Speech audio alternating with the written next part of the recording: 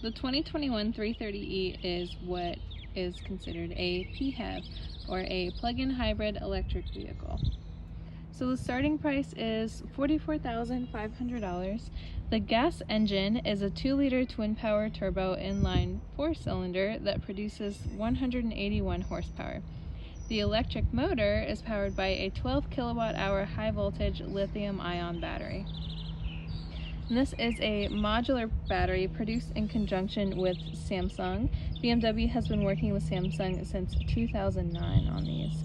Modular batteries are used more and more because one bag segment can be replaced over having to replace the entire battery like you would have to on previous Prius models. E-Drive, or our electric motor, produces 107 horsepower for a combined total of 288 horsepower.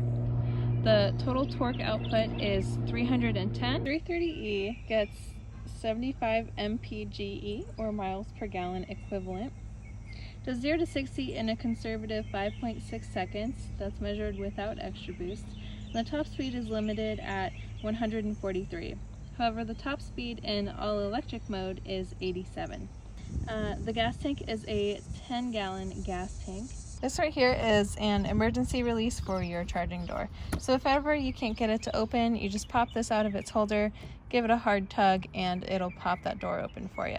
There are 7 wheel options available. These are 18-inch style 780 with all-season run-flat tires on them.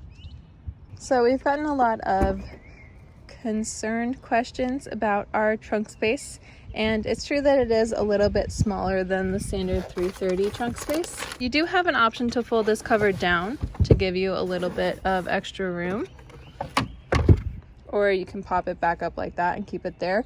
The reason that it's affected in that weird way is because that's actually your electric motor. It's seated on top of the gas tank, which is seated on top of the rear axle. Any other BMW, you won't ever have this, but on our hybrids, you always will.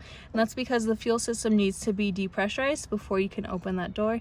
So when you push this, you'll see here it says preparing for refueling. There you go, and it'll say refueling possible when that system is ready to go. Otherwise, here on the inside, this is Sensitech. This is a vegan leather alternative. Otherwise, Vernasca leather upgrade is available. And as with most new BMWs, this is Live Cockpit Professional with iDrive 7 standard. Let's talk about range. Some models say 12 to 13 initially. This one actually said 14 when I parked the car, and now it's gone up to 16. After regular charging, that number does increase. Consistent and regular charging maintains a higher range, and it can help to increase your MPGE. So if you're considering a hybrid vehicle for whatever reason, just keep that in mind. There is free charging available just about everywhere these days, and it's typically preferential parking in a parking lot, like at the airport, at most grocery stores, here at the dealership, and most larger workplaces will also have free charging available.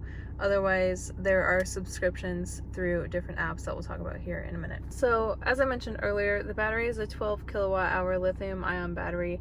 It charges in about 2.5 hours on a 220 volt charger. That is, a 220 is a level 2 charger, like what we have here at the store or what you have in public. The charger that comes with the car is what we call an occasional use charger. So that will take, I believe, 4 or 5 hours to charge this completely. In previous generations, this all would have been consolidated into one eDrive button that was typically here, but now they've expanded it because you do have more options. So when you push hybrid, you have the option to turn on EcoPro or to just choose your standard hybrid mode, so that's more balanced. Or it activates the engine, turns these red to indicate that we are in, and if you push it again and come over here and select extra boost, that is what I mentioned earlier, that gives you a 10-second boost of 40 additional horsepower. So with electric, it is what you would think it would be. It's only utilizing the electric motor and not the gas engine as well. This save battery button here, which allows you to set a target value that you don't want the battery to dip below. So we have this set to 80%, as you can see here. Then if we look at our dash, you can see that tick there. So no matter how much I drive this around today, it won't dip below 80%.